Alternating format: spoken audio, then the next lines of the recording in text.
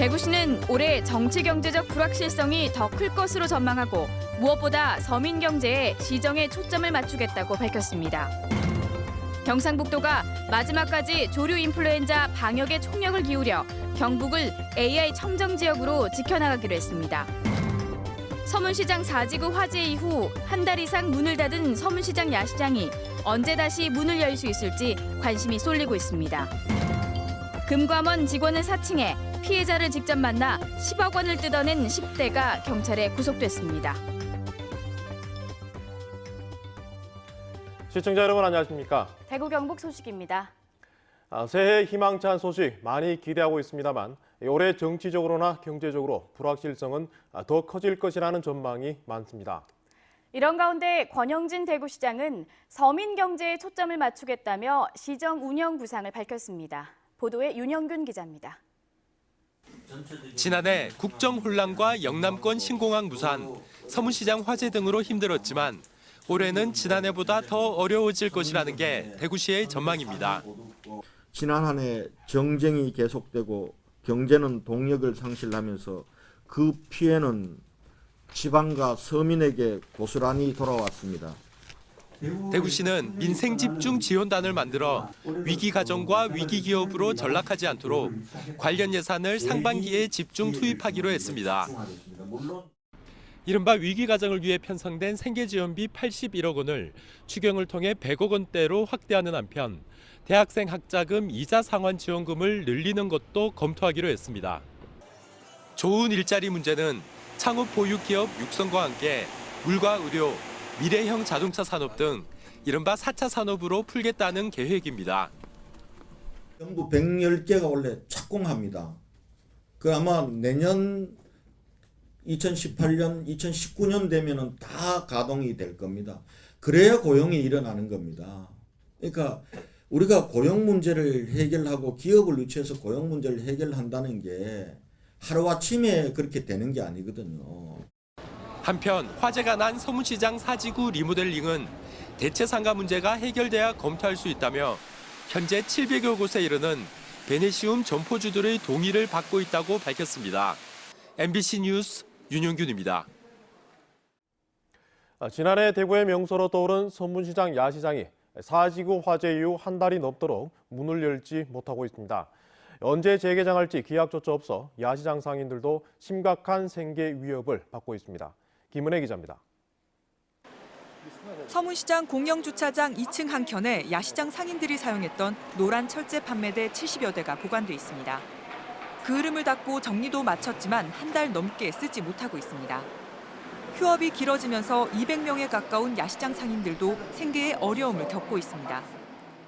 그만두고 이제 다른 직장을 찾고 싶다 하는 친구들도 있고, 근데 안쪽까지 이제 거짓 셀러 마음은 다 똑같습니다. 지금 문만 열면 좋겠다 하는 그 바람밖에 없습니다. 화재 직후에는 피해 수습과 분위기상 야시장 영업이 적절치 않다는 데 동의했지만 이제는 대구시의 결단을 호소하고 있습니다. 저희도 이제 장사 못한 거나 이제 뭐 버렸는 식재료들이나 이런 거에 대해서 손해가 정말 크거든요. 사실 뭐 어디서 말을 잘 안 해서 그렇지만 손해가 정말 크기 때문에 그거에 대한 뭐 보상을 해줄 수 있는 방안들이 있는지.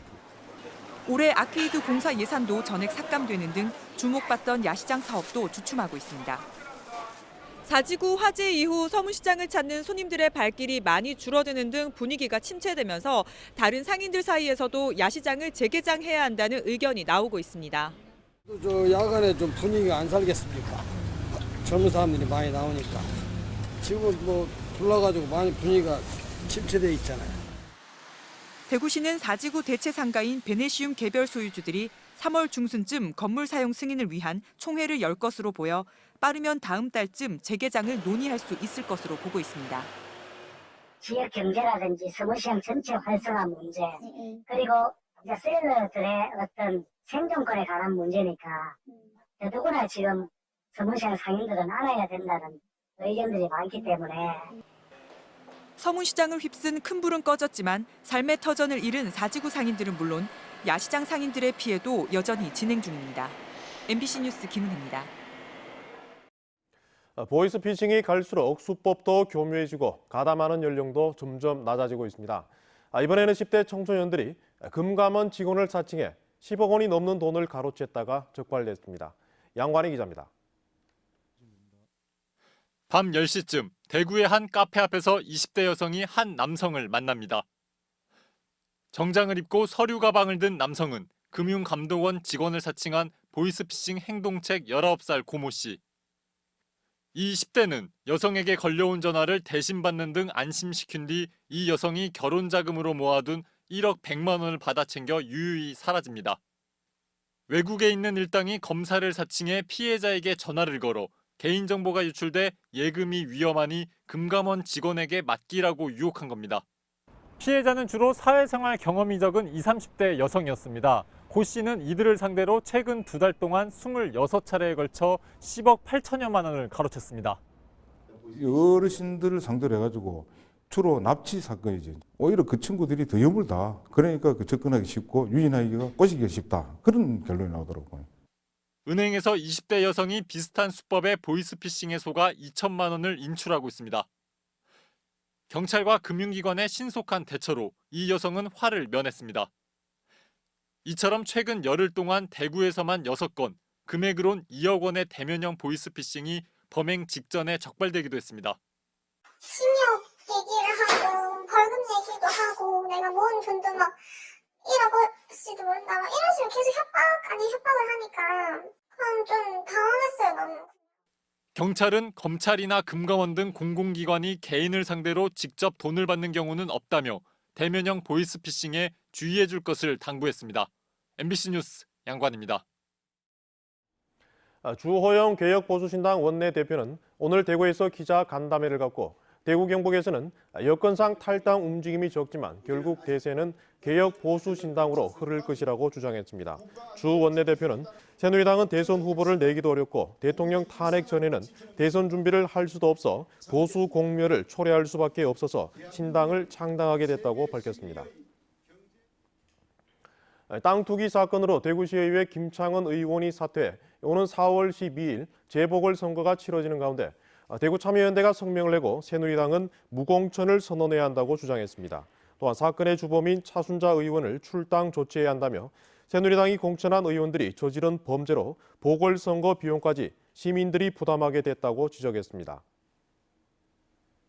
고병원성 조류 인플루엔자가 전국을 휩쓸고 있는 가운데 내륙에서는 경상북도가 유일하게 청정지대를 유지하고 있습니다. 정부는 경상북도가 산란계 산업의 마지막 버팀목이라며 끝까지 막아달라고 요청했습니다. 박재영 기자가 취재했습니다. 지난해 11월 중순 전남 장성과 충북 음성에서 발생한 AI가 전국으로 퍼지면서 살처분된 가금류만도 3천만 마리, 닭고기 값이 오르고 계란 파동이 일어나는 최악의 상황에서도 야생조류 사체에서만 AI 바이러스가 검출됐을 뿐 경북은 아직 청정지대로 남아 있습니다. 농식품부보다 한층 더 강화된 조치를 취한 데다 예방적 도태 등으로 초기 대응에 성공했기 때문입니다. 큰곤이 폐사체가 발견되자마자 적극적으로 저희들이 선제적으로 대응했고, 이런 가운데 김재수 농림축산식품부 장관은 오늘 지역을 방문해 경북에서 마지막까지 AI가 발생하지 않도록 최선을 다해달라고 당부했습니다. 이동 제한 조치 등으로 전국의 계란 생산량이 급감한 반면 경상북도의 계란 생산량이 전국에서 차지하는 비율은 평소 18%에서 25%로 오히려 늘어 계란 수급 불균형 해소에 막중한 역할을 하고 있기 때문입니다. 가금류도 감염이 되지 않고 또 계란 수급에도 차질이 없도록 특별히 경계를 늦추지 말자, 또 각오를 다지자는 측면으로 오늘 이렇게 점검을 하러 왔습니다. 경상북도는 AI 피해농가 지원책 등을 정부에 건의했습니다. 40일간의 입식 제한으로 경영의 어려움을 보고 있습니다. 그 부분에 대한 국비 지원을 건의를 드렸는데 장관님께서 제도적인 검토를 하겠다는 답변을 받았습니다. 최근 일주일 사이 의심 사례 신고가 거의 없어 AI 확산은 차츰 진정세를 보이고 있습니다. 하지만 AI 바이러스 전파의 주범으로 지목된 철새가 아직 이동 중인데다 겨울철 바이러스 활동이 활발하다는 점을 감안하면 아직 안심할 단계는 아니라고 전문가들은 지적하고 있습니다. MBC 뉴스 박재영입니다. 상주 낙동강변에서 사람 얼굴이 많이 새겨진 암각화가 발견됐습니다. 그동안 도형이나 동물을 표현한 암각화는 제법 있었지만 국내에서 인물 중심의 암각화가 확인된 건 이번이 처음입니다. 홍석준 기자가 보도합니다. 낙동강이 내려다 보이는 오솔길 한쪽에 거대한 바위절벽, 눈과 코, 얼굴 윤곽이 뚜렷한 인물상 2개가 나란히 새겨져 있습니다. 좌측 인물은 치마를 입었고 우측은 수염을 기른 모습이 남녀 한 쌍으로 추정됩니다. 얼굴 형태, 귀까지 표현이 다 돼 있습니다. 다 돼 있고 이쪽도 이렇게 가면서 손까지 이렇게 표현이 되어 있다는 거. 여기 좀 특징적인 거. 인물상 옆으로 유독 양 눈을 강조한 얼굴상 9개도 함께 발견됐습니다. 울산 반구대를 포함해 국내 30여 곳의 암각화가 동물이나 기하학적 문양을 담고 있는 반면 사람 모습을 표현한 암각화가 발견된 건 국내에서 이번이 처음입니다. 특히 가장 큰 인물의 크기가 1.7m나 돼 국내 암각화 중 단일 표현물로는 최대 크기입니다. 이 눈이라는 것이 신성한 물의 근원으로서 선사고대에 받들여지는 어떤 아이콘입니다. 물 후변 제사 유적으로서의 어떤 연관성을 강하게 암시한다고 할 수 있습니다. 상주 암각화를 조사한 울산대 반구대 암각화 연구소는 제작 연대가 선사시대보다는 철기시대에 가까운 것으로 추정했습니다. MBC 뉴스 홍석준입니다. 국방부가 오늘 대구시청 별관에서 대구공학 통합이전 관련 지자체들과 첫 실무회의를 열었습니다. 오늘 협의에서 군위와 성주, 대구 달성군이 주민 설명회 개최에 합의했고 의성과 고령군은 설명회 개최를 검토해보겠다는 입장을 밝혔습니다. 국방부는 오는 9일부터 12일까지 예비 이전 후보지 지자체들을 대상으로 주민 설명회를 열 계획입니다. 울진 금강송이 우리나라의 7번째 국가 중요 농업유산으로 지정됐습니다. 소나무가 어떻게 해서 국가가 인정하는 농업유산이 됐는지 또 의미는 무엇인지 김기영 기자가 소개합니다. 아파트 4, 5층 높이로 곧게 자란 금강송.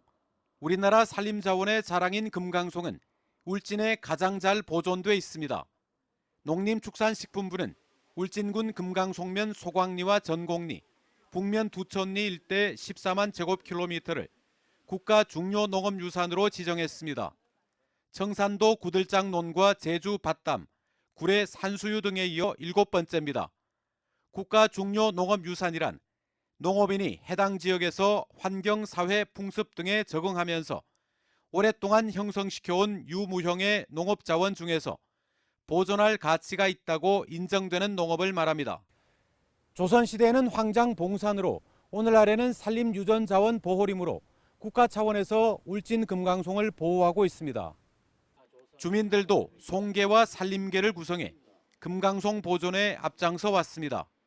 사람들이 이제 나와서 순서대로 이제 순산을 하고 또 보호하자는 그러한 계 조직을 만들어서 운영을 했습니다. 울진군은 금강송이 지역 브랜드 가치를 높여 6차 산업이 활성화될 것으로 기대하고 있습니다. 거기에는 많은 문화가 있습니다. 역사성 속에는 보부상들의 애안이 있고 그다음에 그 산을 이용해서 주민들이 생계를 유지해 왔습니다. 정부는 앞으로 3년 동안 울진 금강송 산지농업 시스템에 15억 원을 투자합니다. 유산 자원의 복원이라든가 주변 환경 정비 그를 통해 가지고 지역 주민이라든가 도시민들이 찾아가서 그 농업 시스템을 보기 때문에 관광 자원으로도 좀 많이 이용되고 있습니다. 금강송은 단순한 소나무를 넘어 울진 주민의 삶을 이어왔고 우리나라 산림자원의 보고를 넘어 UN 식량농업기구의 세계 중요농업유산 등재에도 도전하고 있습니다. MBC 뉴스 김기영입니다. 경상북도가 지난해 출자 출연 기관을 종합 감사한 결과 김천 의료원은 적자가 7억 8천만 원인데도 다른 의료원의 의사보다 7천만 원가량의 보수를 더 지급해 중징계를 받는 등 경북 3개 의료원에서 13명이 신분상 징계를 받았습니다. 또 경북행복재단과 문화엑스포, 경북경제진흥연구원, 경북하이브리드 부품연구원 등 상당수 산하기관들이 회계와 인사, 예산 집행 등에서 행재정적 조치를 받았습니다. 경상북도가 자체 감사를 실시한 결과 구미의 새마을 테마공원 조성 사업을 추진하며 전시관의 냉난방기를 과다 설치하는 것으로 계획해 2,900여만 원의 사업비를 과다 계상한 것으로 확인됐습니다. 하천 정비 사업 추진 과정에서도 공사 착공 이후에 시행 계획을 수립 고시에 하천 정비 사업의 체계적인 추진 및 토지 수용 재결 신청에 어려움이 우려되는 것으로 조사됐습니다. 2017학년도 대입 정시원서 접수 마감 결과 경북대는 평균 4.5대 1, 영남대는 4.2대 1, 계명대는 5.3대 1을 기록했습니다. 대구대는 4.1대 1, 대구 가톨릭대는 5.8대 1로 두 대학 모두 지난해보다 조금 높아졌습니다. 대구 한의대는 한의학과 8.9대 1을 비롯해 평균 4.8대 1, 경일대는 평균 3.6대 1, 경운대는 프라임 사업에 따라 신설된 학과를 중심으로 지원이 늘어 평균 7.2대 1을 기록했습니다. 대구시 교육청은 이달 하순 교원 인사에서 시국선언 참여로 징계를 받은 2명의 교사를 전보할 방침이었지만 1년 유보하기로 했습니다. 징계를 받은 교원은 모두 전보 대상에 해당하지만 소속 학교장의 요청 등을 감안한 조치라고 밝혔습니다. 대구에서는 역사 국정교과서 반대 시국선언에 참여한 교사 중 2명이 견책 징계를 받은 데 이어 전보 인사에 포함되면서 부당 탄압이라는 논란이 일었습니다. 2017 대구 세계 마스터즈 실내 육상 경기 대회가 70여일 앞으로 다가온 가운데 대구시는 2001년 보스턴 마라톤 금메달리스트인 이봉주와 82년, 86년 아시안게임 금메달리스트 장재근 씨를 명예 홍보대사로 위촉했습니다. 2017 대구 세계 마스터즈 실내 육상 경기 대회는 3월 19일부터 25일까지 일주일간 대구 육상진흥센터와 시민생활스포츠센터, 대구 스타디움 보조 경기장 등지에서 열립니다. 지금까지 대구 영북 소식 전해드렸습니다. 여러분 고맙습니다.